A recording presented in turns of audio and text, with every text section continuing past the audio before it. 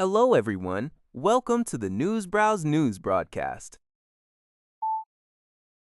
U.S. President Donald Trump has announced a 10-day extension to the pause on planned strikes against Iranian energy facilities, stating that talks between the two nations are going very well. Trump shared this decision on Truth Social, moving the strike deferral until Monday, April 6, 2026, at 8 p.m. Eastern Time. The article, sourced from China.org.cn, notes that indirect talks are being facilitated through Pakistan, as confirmed by Pakistani Deputy Prime Minister and Foreign Minister Mohammad Ishaq Dar. Meanwhile, Iranian Foreign Minister Said Abbas Araghchi acknowledged the exchange of messages but reiterated that Tehran has held no direct talks with Washington since the massive U.S. and Israeli attacks on Iran on February 28. This extension follows Trump's previous 5-day delay announced Monday, which Iran had denied, and a prior warning that Tehran had 48 hours to reopen the Strait of Hormuz or face military action. According to Suicidal, Iran's Tasnim news agency reported on Thursday that Iran is prepared to block the Strait of Hormuz if the United States attempts a suicidal act to open the vital waterway. Citing Tasnim, Xinhua news agency added that Iran has mobilized over 1 million combat personnel, with many young people volunteering at recruitment centers for ground operations against the U.S. Concurrently, U.S. news website Axios, quoting American officials, revealed that the Pentagon is formulating Lee strike military scenarios. These plans reportedly include invading or blockading Iran's main oil export hub, Karg Island, attacking the strategic Lurik Island used to control the strait, seizing Abu Musa Island and 2 other smaller islands at the western entrance, and interdicting Iranian oil tankers in the eastern Strait of Hormuz. These developments highlight escalating tensions between the two nations over the critical oil transit route. According to Linha Zabah, the outlook of negotiations between the United States and Iran remains uncertain, triggering significant shifts in global financial markets.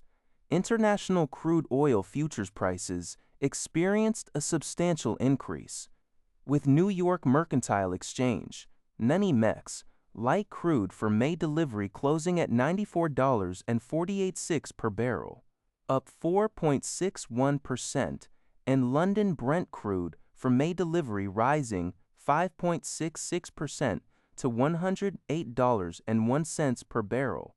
Concurrently, the 3 major indices of the New York Stock Exchange, the Dow Jones Industrial Average, S&P 500, and NASDAQ Composite, all closed with notable declines on March 26th, falling by 1.01% and 2.38% respectively. This market downturn in equities was mirrored in the precious metal sector, where international gold and silver prices sharply decreased.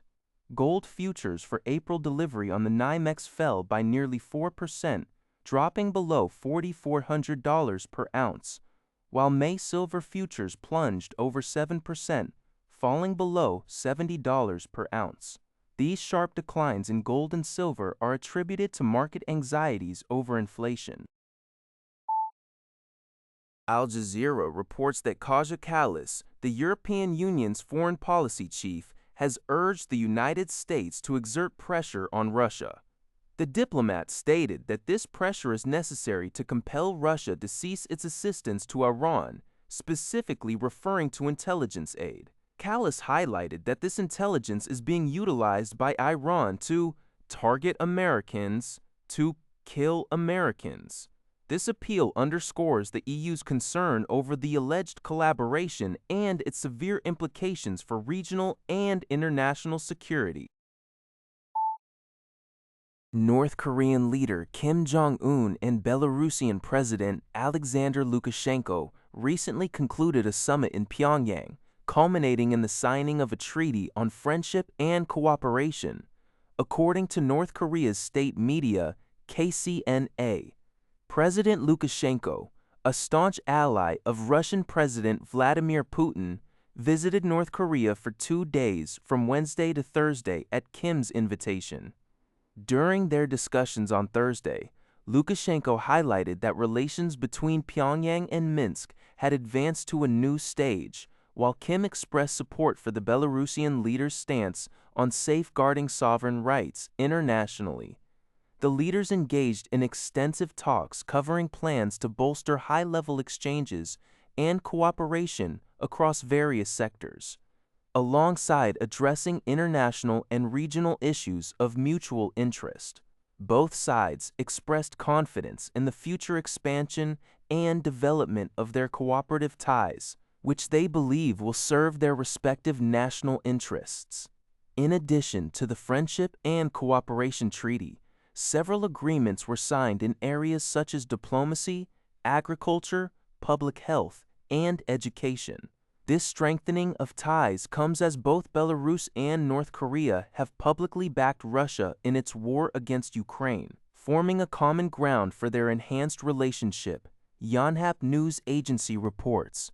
Diplomatic relations between North Korea and Belarus were established in 1992, with a Joint Trade and Economic Cooperation Committee operating since 1995, which was reactivated last year. That's all for this video. Thank you for watching. See you in the next video.